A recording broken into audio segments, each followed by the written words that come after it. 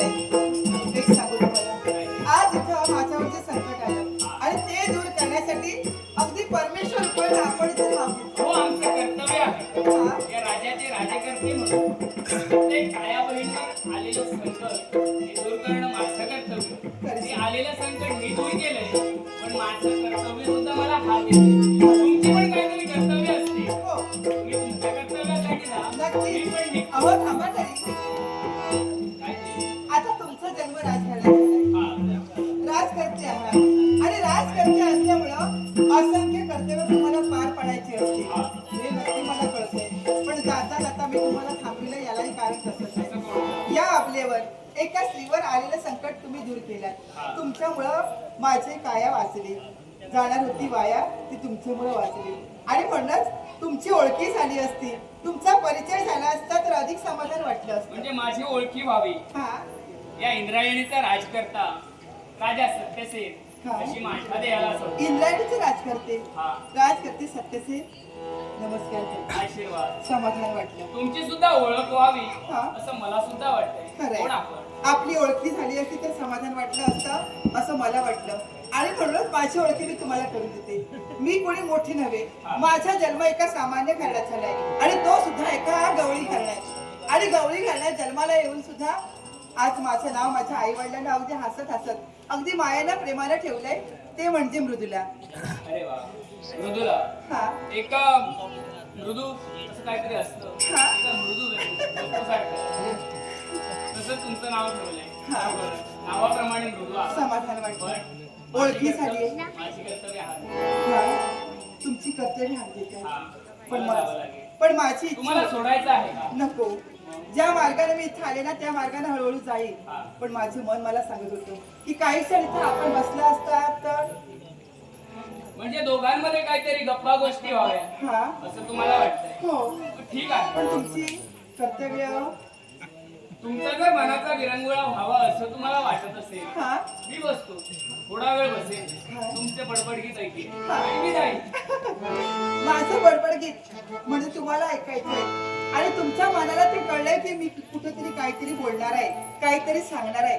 आणि म्हणूनच आज तुमची आणि माझी इथं भेट झाली आहे.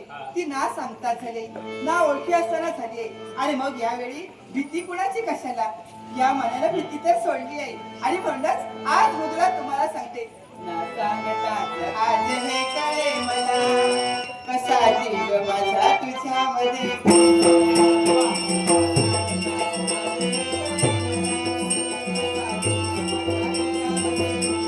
आता तुमची ओळख झाली आणि आता नाही काय.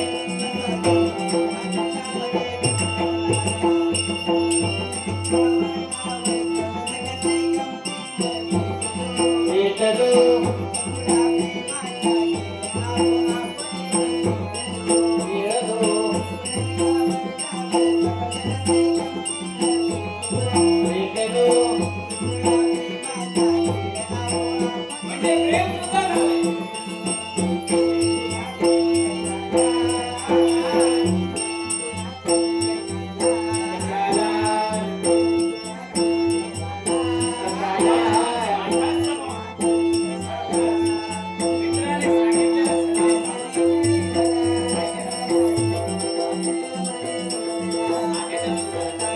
मित्राने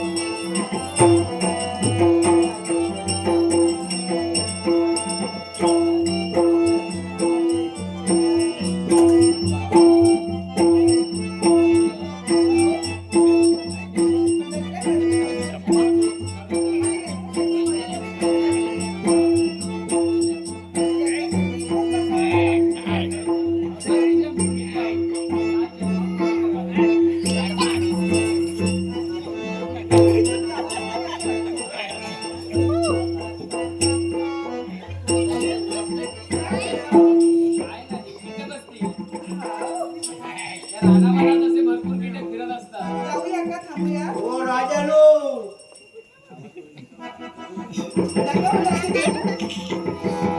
म्हणू. अहो तुमका थोडं चांगलं चढवा काय बरा काय चालला काय करता वाघमारे हा तुम्ही सांगितल्याप्रमाणे हा मी इथवर आलो. बाबा तुम्ही आणि इथं? तुम्हाला पाहिलं नाही? काय करी होतो आलेलं संकट दूर झालं हा. आणि मनात भीती निर्माण झाली होती हा. आणि ती भीती दूर व्हावी याच्यासाठी या झोपाच्या आड मी बसून राहिले होते. पचाड ही एकटी काय झालं? काय करी होता हो काही नाही, मी बसले होते तिथं. हा. काय झालं काय ते माझा चढू तुमचा आवडला तुमची मुलगी मला आवडलेली आहे. चढवा हे राजे तुमका आवडले बाबा मला आवडले, पण तुमची परवानगी असेल तर पुढचं कर्तव्य. हो पोरा तू चुकातच नाही आम्हाला माहिती आहे पहिल्यापासून बघताना अगदी सोजवळ एकदम पॉवरफुल मग मला सांगा, माझ्या सौंदर्याला साजेल शोभेल असा नवरा मी निवडलाय ना? आनंद आनंद हा माका आनंद हा आईला आवडणार आहे. आईला तुला आवडात मग मी ठीक आहे. नको तू मग याच्यासाठी आता तुझा लगीन लावून देते मी. या ठिकाणी काय आता इच्छा म्हणताय होय. इथे? हो, हो. हो आमचे आप्तेष्ट मित्रमंडळी. ते का तुम्ही नंतर बोलवा पण आता मी तुमचा हैकाय लगीन लावून देतो असं असेल होय. ये तुमचा बाय. आशीर्वाद असेल तर ठीक आहे.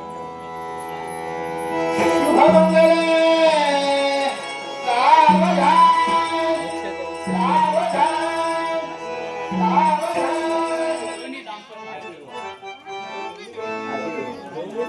दुकान चौदार करा दुकान चौदार आज माझं लग्न यांच्याशी झालंय आणि मी लग्न होऊन संसारात रममाण होण्यासाठी जाते. पण जाता जाता तुम्हाला एकच सांगेन, आज या ठिकाणी माझी आई इथं नाहीये. तिला घेऊन आमच्या राज्यात नक्की या. हो, एक मी तिची वाट पाहणार आहे. निश्चित पण या.